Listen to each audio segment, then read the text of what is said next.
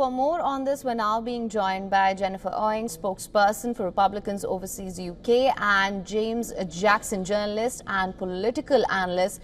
Thank you so much for joining us on the broadcast. Ms. Jennifer, if I could just come to you first. Who are we looking at here? Are we looking at Trump, the provocator? Are we looking at Trump, the businessman? Or are we looking at Trump, the common sense president? I think it's a combination of all three, but at the end of the day, it's definitely common sense president. Trump has a mandate for America first.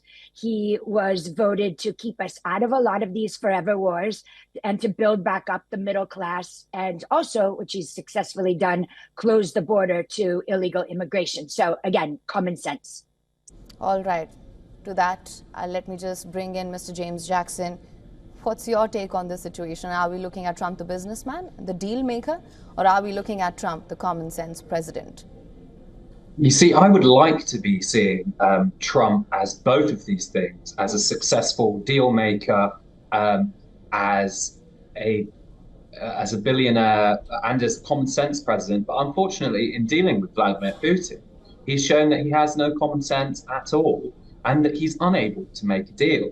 Because we've had, summit in Alaska. We've had Trump saying that he could bring peace in one day, and actually he's done very, very little to achieve this peace, which he said would be so easy. I'm not talking about the Middle East, where his impact has been quite different. We can talk about that later, I hope. But when it comes to Europe, what Europeans see is their closest ally in the United States shaking hands with and praising a very brutal dictator who has attacked European soil in an unprecedented way in recent history. And ultimately, Trump has shown that he can be manipulated by Putin, who has flattered him and who they can bond on their mutual dislike of the press. So as much as I think everyone wants to see President Trump succeed in making peace in Ukraine, in a fair way for the Ukrainians, what we've actually seen is Trump, occasionally threatening, but sometimes throwing his own toys out of the pram. And we haven't seen any sign from Putin that he's actually going to stop bombing Ukraine. In fact, since this Trump's peacemaking has taken place, we've seen much, much more attacks on Ukrainian infrastructure and civilian population. So if that's peace, what does war look like? All right. Now, just to expand on what Mr. Jackson has said, Ms. Jennifer, let me just come back to you. One can't help but wonder, what really is the plan? Sorry, let me just bring this point in.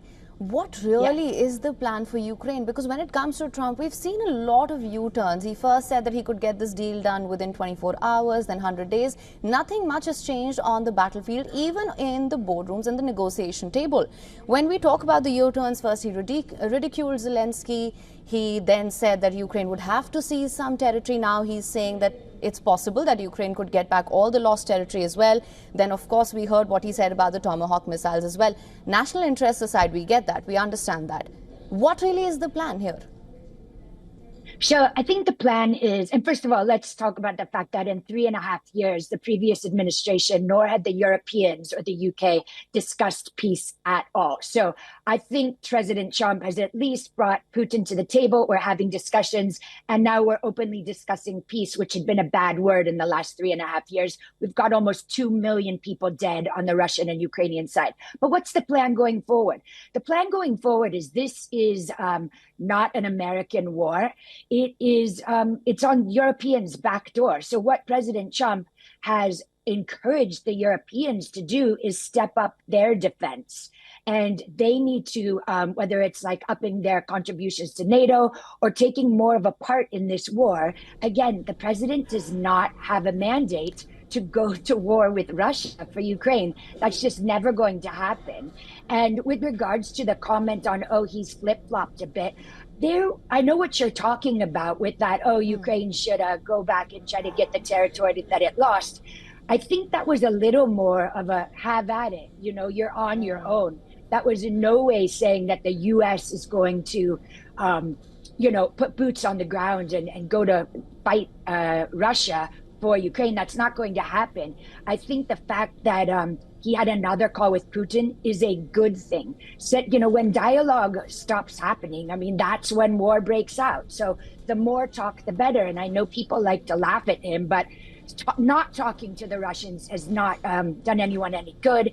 So I hope that what happens is the Europeans take this a little more seriously, because I think what's going to happen is Zelensky, as well as the Europeans, want the US to fight this war for them, and we're not going to do it. All right. To that, my question is to both of you, and let's just wrap this up quickly because we're running out of time, but I really want to hear what the both of you have to say to this, because we've mentioned Europe a couple of times here.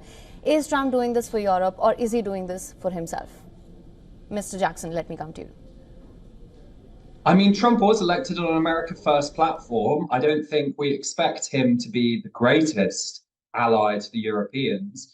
But at the same time, I think Trump fails to realize what many previous American presidents have realized, which is that American interests are served by liberal democracy, by people and states following international law and the rule of law, and that actually peace in Ukraine is beneficial for the US, and, showing Russia that it can't just invade a country on a false pretext whenever it wants is good for everyone in the world, including the United States. So if Trump, it should be America first, sure, but Europe should be a pretty close second. All right. Ms. Jennifer, what do you have to say? I couldn't disagree more. I think what happened last weekend with regards to this, temporary or whatever, hopefully permanent Middle East peace deal is that, that world order that your other guest is talking about no longer exists. That deal was done with real estate guys from New York, not diplomats. So Trump is playing by a whole new different ball game. And again, I think he would like Europe to defend itself. This situation between Ukraine and Russia is not existential to the United States. We can protect ourselves. It's time that Europe steps up and protects themselves. All right, Ms. Jennifer and Mr. James, thank you so much for joining us on the broadcast with your insights and your perspective on this. Thanks for having me. Thanks.